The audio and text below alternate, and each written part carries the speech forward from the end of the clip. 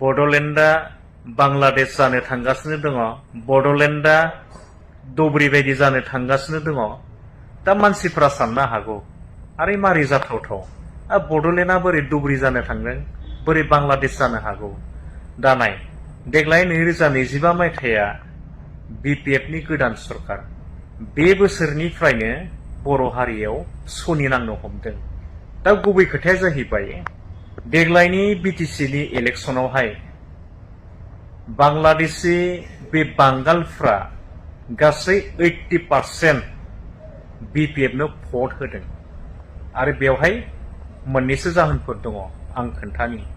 हाग्रामा महिलारी बिथाङा BTC नि Tyson हुसेननि दैदेननाय ABMSU आरो मोनसेया जाहैबाय उलमा काउन्सिलनि दैदेनगिरिफोरखौ लोगो हमनानै मिटिं खालामनानै डाइरेक्ट बुंखादों, देग्लाय नोंथांमोना BPF नो भट होनांगौ, देरहासार खालामनांगौ।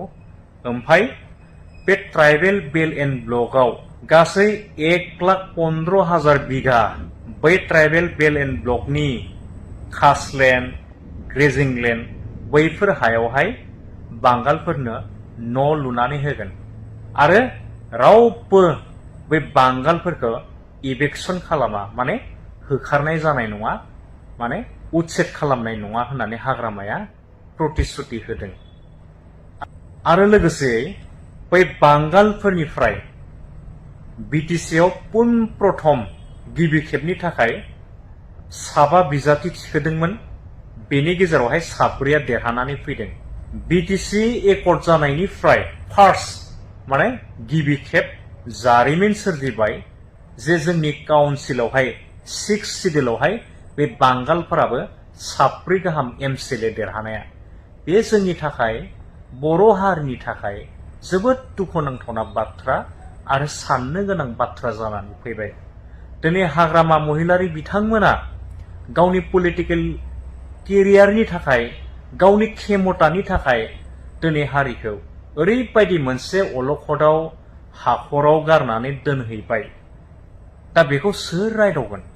जाय जोंनि ट्राइबेल बेल्ट एन्ड ब्लकआव गासै 4 लाख बिघा हायावहाय उच्छेद जानांगौ होननानै सासे बेक्तियाहाय गुवाहाटी हाइकर्टआव अलरेडि केस होनानै दोनखादोंमोन।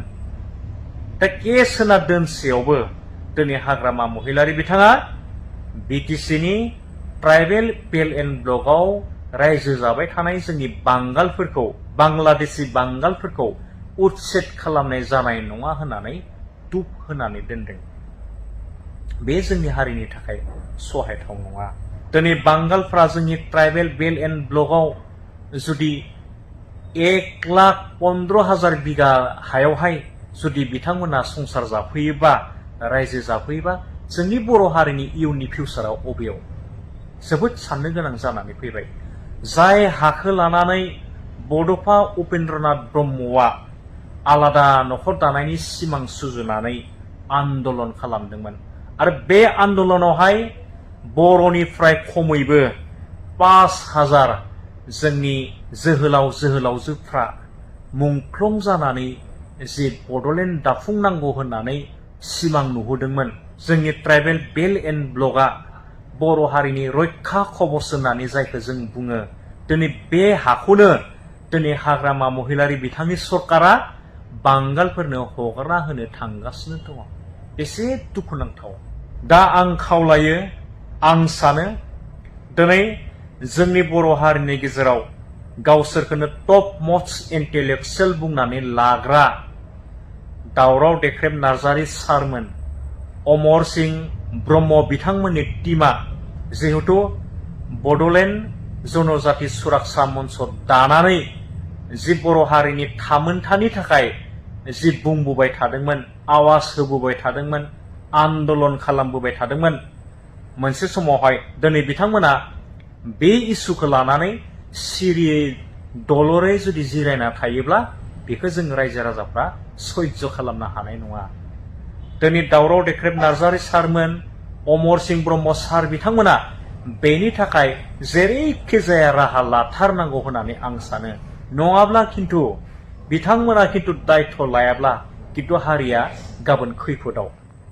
दिनै रायजो राजा नोंथांमोना दिनै दावराव देख्रेब नार्जारिमोन, अमर सिंह ब्रह्म बिथांमोननि सायाव नोजोर होनांगौनि गोनांथि दं। मानोना बिथांमोना बर'नि इन्टेलेक्सुयेल।